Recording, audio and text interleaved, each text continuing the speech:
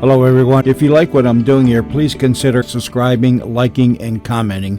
It would really help the channel out quite a bit. Thank you very much.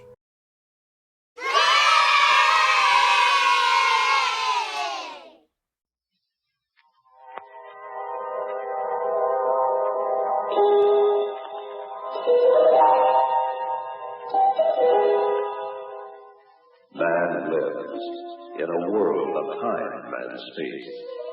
He lives in a spectrum of the universe.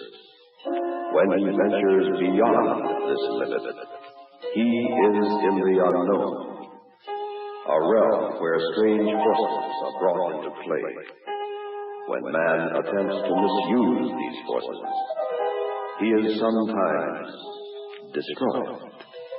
This is Macabre.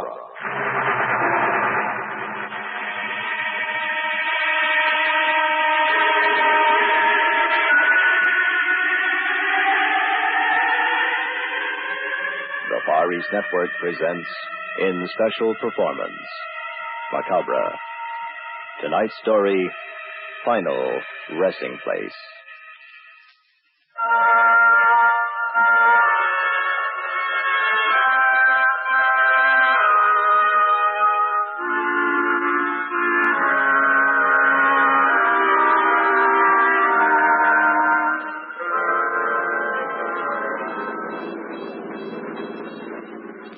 Roger, this doesn't look like the road. Honey, I think we're lost. It has to be right, Sue. Justice of the Peace back at Carterville said the lake was on the main highway. We haven't made any turns. But, darling, it's getting dark. This road doesn't look well-traveled. I really think we made a wrong turn somewhere. Mrs. Kent, your husband solemnly promises to deliver his bride of a few hours safely and surely to Honeymoon Lodge on Mirror Lake. Now, let's hear no more about it. Come on, move closer. Head on my shoulder. That's it. Roger, you better watch the road. Why? We haven't passed another car for an hour. Relax, Sue. It's a fine way to start a married life of bliss. Look, there's a sign. Can you make it out? Yeah. Randolph, 5 miles. Are we supposed to go this way? Sure. What'd I tell you? It's only 50 miles farther. Randolph is our halfway point. But this country road, how can they call a lonely trail like this a highway? You're just a sophisticated cityite. Now close your eyes and listen to the radio. We'll be there before you know it. All right, darling. I guess I'm getting jumpy. Head on my shoulder and not another word. Okay? Okay. We interrupt this program to bring you a special news bulletin. Authorities at the state asylum have just issued the following warning. A dangerous homicidal maniac escaped custody this morning and is believed to be in the vicinity of Randolph. Roger. He's 45 years of age, weighs 200 pounds, has thick gray hair, and answers to the name of Dr. Vardmore. We repeat, this man is a dangerous killer. Those in the vicinity of Randolph are urged to take extra precaution tonight. Since this killer is armed, the public is warned against walking alone or driving at night on the quiet roads near Randolph. Report all suspicious persons to the county sheriff's office. Now we return you to Stars of Music. Roger, did you hear that? Sure, but how does it concern us? Darling, we are driving down a country road near Randolph. Suppose we should have car trouble or a flat tire. Oh, you are getting jumpy. Let's stop in Randolph for the night. But, Sue, our reservations at Mirror Lake are for tonight. Roger, I have the strangest feeling. If we don't stop at Randolph, we'll never reach Mirror Lake.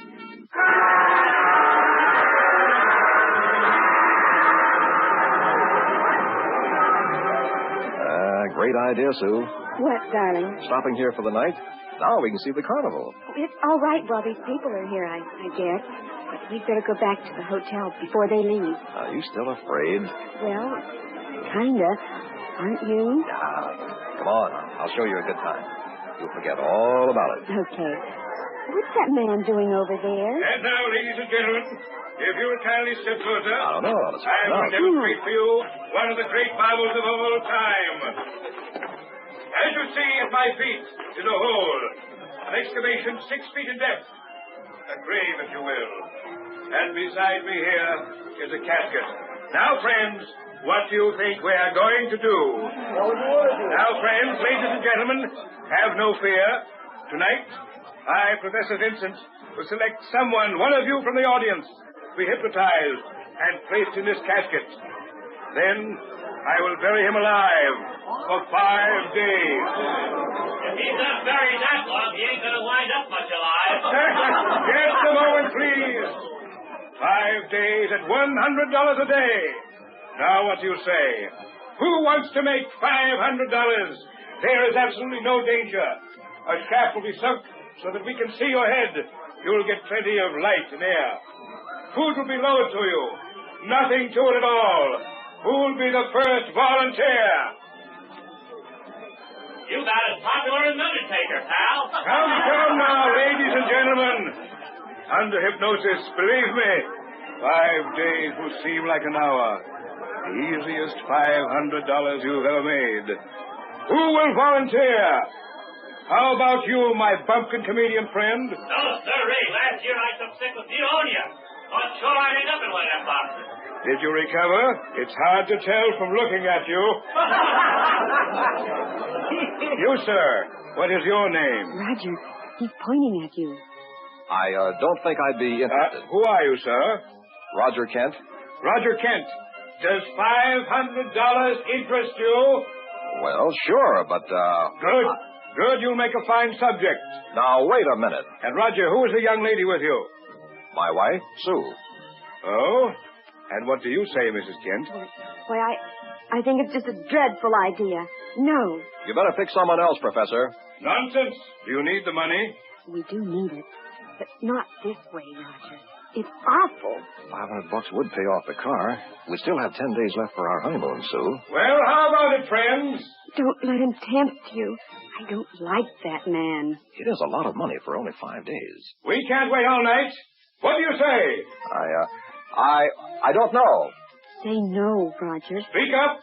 Yes or no? I'd hate to turn it down. You're not going to be buried in that terrible coffin. Tell him no. Go ahead, pal. We got a first-class cemetery. All right. All right, everyone. Roger and Sue, time's up. Tell you what I'll do. Think it over. If you decide to go through with it, come back after a couple of hours when the carnival is closed for the night. I'll be waiting for you in my trailer. Oh, Roger, he wants you. I'm afraid of that man. Don't forget, I'll wait up for you until you decide one way or the other. Roger Kent will hold the grave open for you.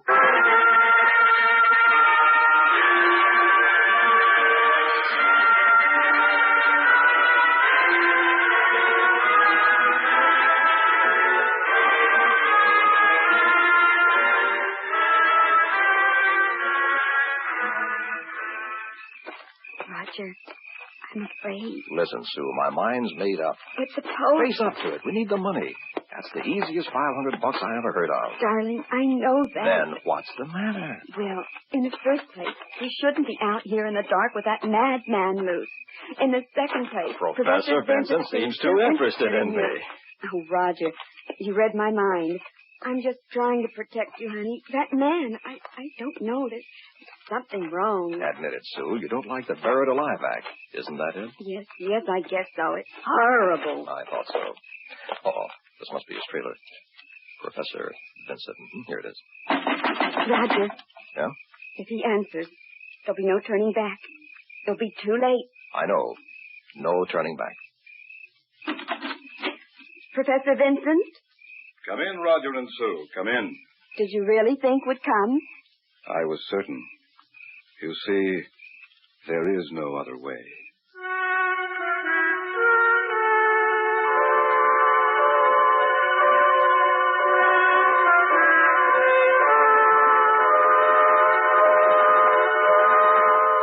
When I count 3, Roger, you will be asleep.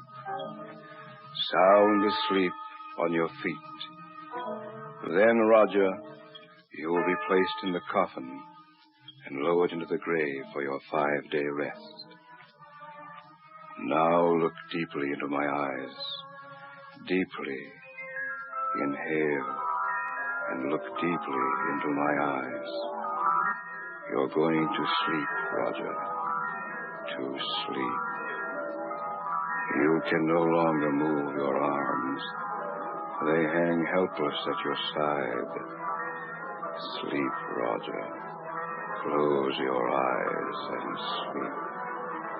1, 2. Your eyes are closed. And now you are powerless to open them. You are free. Asleep. Ladies and gentlemen, we are ready to place Roger Kent in the casket. Whom among you in the audience will help me? I will, Professor. All right, my friend, step right up here now. Here, help me raise the lid of this coffin. Now, give me his feet and we'll put him in. Careful, careful. He's a big man. There. He's in. God, heavy as a rock. Just like a dead man. Yes, now, close the lid. Close it. Now we're ready to lower into the grave. You see, the casket is supported over the open hole by 2 chains. If you'll flip that switch the same time I flip this one, Mr. Kent will be gently deposited in his grave. This one? Yes. There it goes. Glory be. Just like a real funeral. Reminds me of the time we buried my grandpappy. Ladies and gentlemen, in just a few moments, the coffin will lie at the bottom of the grave. We will then place an air shaft down to Mr. Kent's head so that he will be able to breathe. And all of you will be able to see him at 25 cents apiece. I don't know. I just don't know. Thank you, friend. You've done your work now. Will you kindly leave? Thank you. You are witnessing the marvel of the age. A human being being buried alive. The casket has stopped. Will another volunteer from the audience help me position the air shaft? How about me? Fine. Step up here, friend, if you please. You picked the right one this time, Governor. So? I used to work in a funeral parlor. Handled a stiff. Yes, now, just pick up that end of the metal shaft, please. Easy does it. Now, down over the round opening on the casket lid. Careful now. There. Thank you very much, my friend. Neat, very neat. Okay, Governor. What next? The shovel. The hole must be covered up. Oh, sure. And that is it, ladies and gentlemen. You have just seen demonstrated the marvel of the age. A man buried alive. Now, for the next 5 days, Roger Kent will lie there in a deep slumber, the end of which time we'll dig him up and pay him $500. In the meantime, my friends, you may step up here and view him down the shaft for a small sum of 25 cents, 1/4, the 1/4 part of $1. Ladies and gentlemen, who will be first among you? No, sir. What's that you say? Dishonest, I say. What's the matter with you? Charging money to see him buried alive. What? I don't know. I helped you lift him in. Leave the carnival, sir. Leave here immediately. That man ain't buried alive. He's dead.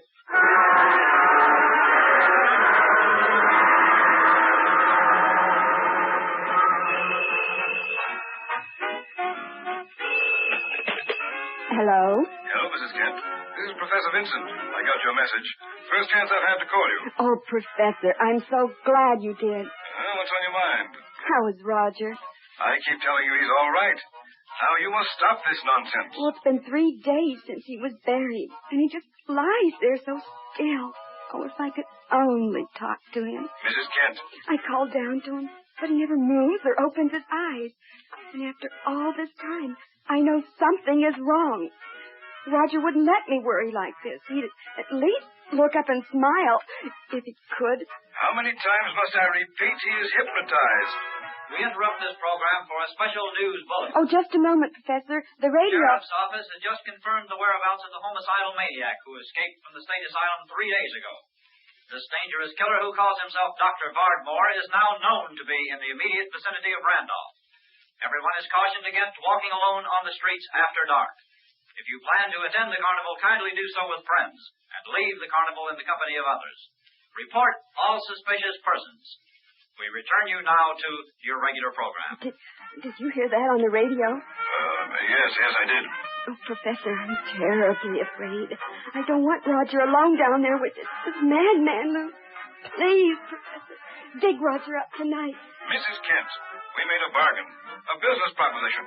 Kindly stay in your hotel room and rest.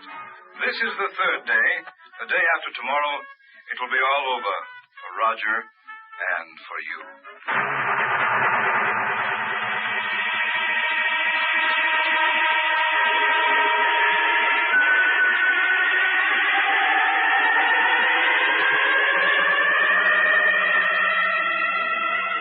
Pardon me, ma'am. Are you Mrs. Kent? Why, yes. Who are you? I'm the one who helped put your husband in the casket. Well, why are you talking to me? I don't know. Just to warn you, I guess.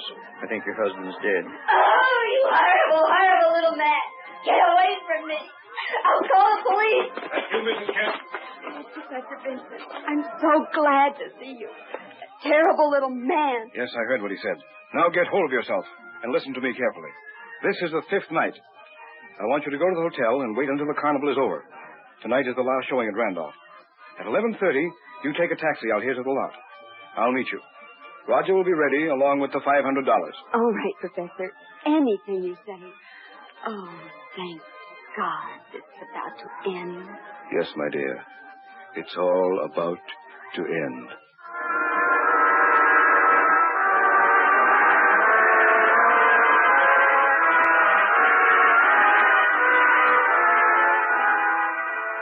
Are you going out, Miss Kent? Yes, clerk. And here's the key to my room. Thank you. I don't think it's wise, though. I mean, you're going out alone. It's after 11 and mighty dark tonight. The police haven't caught the killer yet? No. Funny thing, too. Looks like he'll have to leave a fresh trail. You know, kill somebody so they'll have more to go on. Now, why don't you take someone with you? Oh, I'll be all right. I'm meeting Professor Vincent at the carnival lot. This is the night they released my husband. I see. Do you know the professor? Oh, yes, I do. Well, he's the one who hypnotized Mr. Kent. No. Professor Vincent didn't. What? Professor got sick 5 days ago. Got sick? Well, then who was Professor Vincent at the carnival? I don't know. Somebody who took his place, I guess.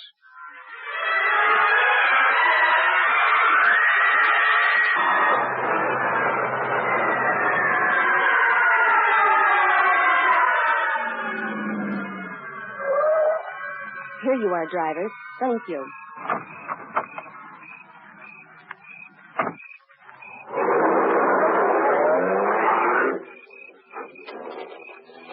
Professor Vincent! It's so dark. Where are you? That's strange. I'm sure the carnival was on this vacant lot, but now there's nothing. The old papers blowing in the wind. Why did I let that cab leave? No light in sight. Those trees around the lot. What if the killer were hiding there? Oh, the place Roger was buried. It was in this direction. This way. Maybe I can find it. The Grandma will be shocked when they dug him up and filled the hole. Must be right around here. Oh, where is it? Oh, what's this? Mouse! No. Oh, they can't do that. They went away and left you buried. Oh, Roger. I'll get you out, honey. Oh, my darling, I'll help you. I'll dig.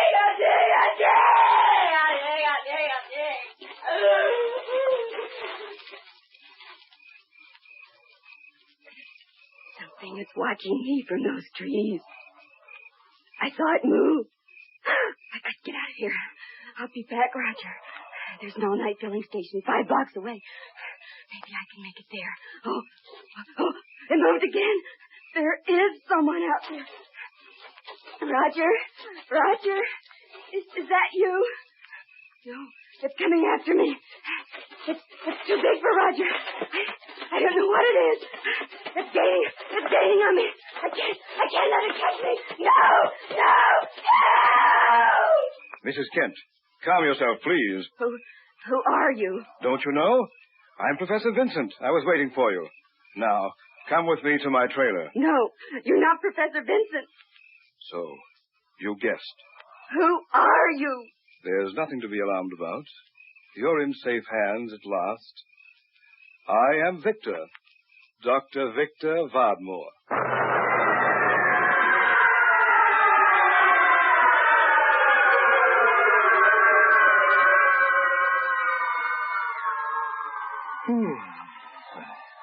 Nothing to sleep, I guess.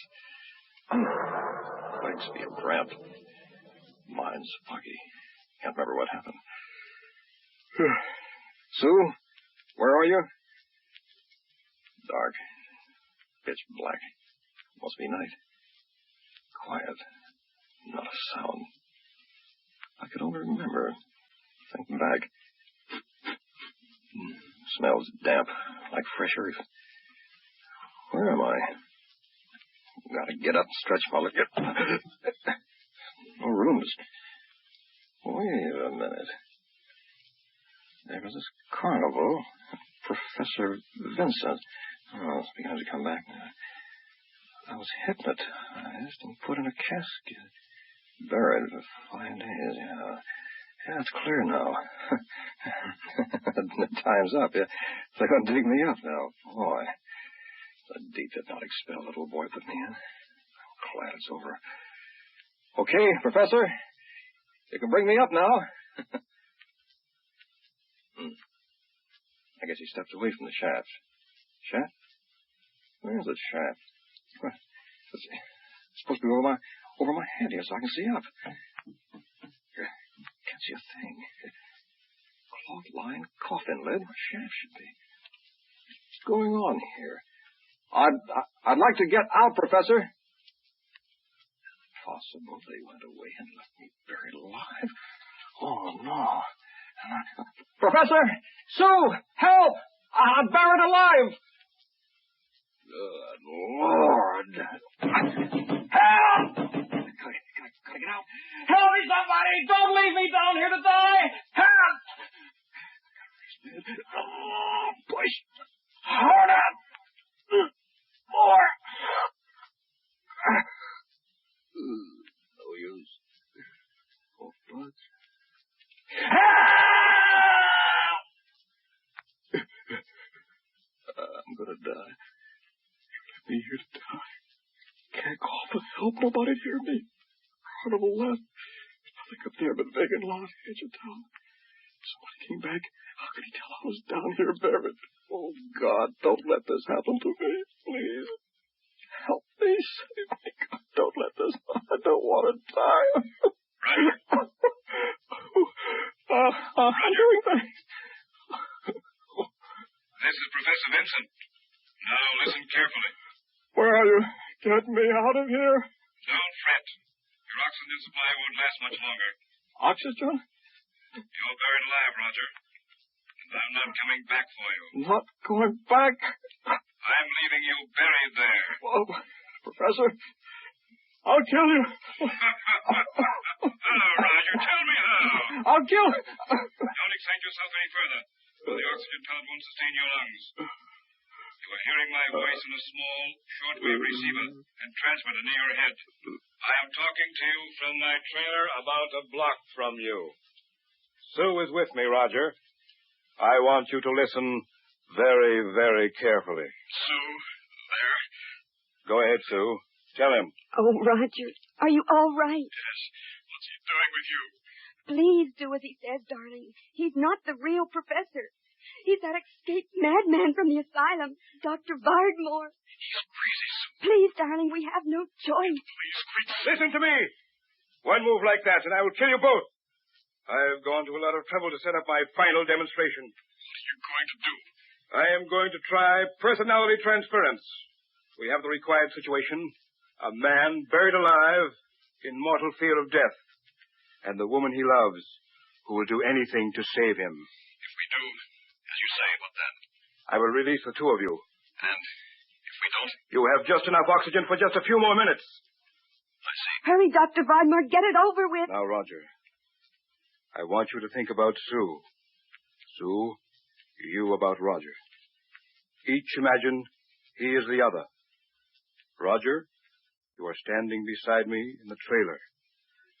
Sue, you are lying down there in the casket. No! Cooperate and I will free you. It's your only way out of that grave. If it works, you mean I'll be in Sue? Yes, and she in yours. Do it, darling. It's our only chance. He's not Sue. That's enough. One more refusal, and I'll turn off the shortwave transmitter and leave you in your dark world forever. Now, Roger, imagine you are Sue standing here. Sue, you concentrate on being Roger in the casket. Think. Put everything else out of your minds. I have it. Repeat something you both know. Say the 23rd Psalm. Here we go now. Start with me. The Lord is my shepherd. I shall not want. He maketh me to lie down in green pastures. He leadeth me beside still waters. He restoreth my soul. He leadeth me in paths of righteousness. For his name's sake, even though I walk through the valley of the shadow of death, I fear no evil, for thou art with me. Thy rod and thy staff, they comfort me. Thou preparest a table.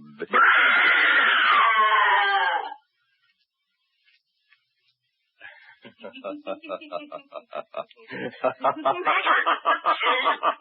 me! Don't leave me down here! The oxygen, it's going! Save me! Quickly! Dig me up! I'm tired! No hands!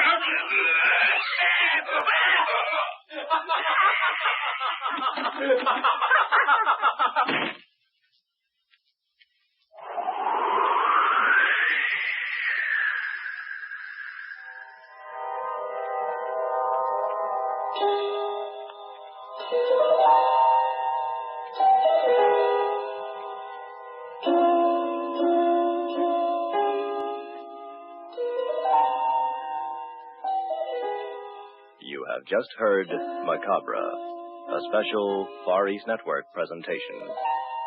In our cast were John Buey as Professor Vincent, Mitzi Hennessy as Sue, William Verdier as Roger, Milton Radmilovich, Air Force Sergeant Bob Eddy, and Air Force Sergeant Newell Stewart. Technical supervision by Hiroshi Odo. This is Air Force Sergeant Al LePage speaking.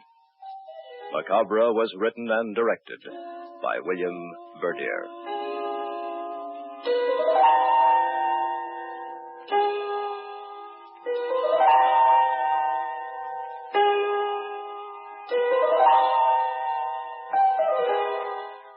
Macabre comes to you each week at this time through the worldwide facilities of the United States Armed Forces Radio and Television Service.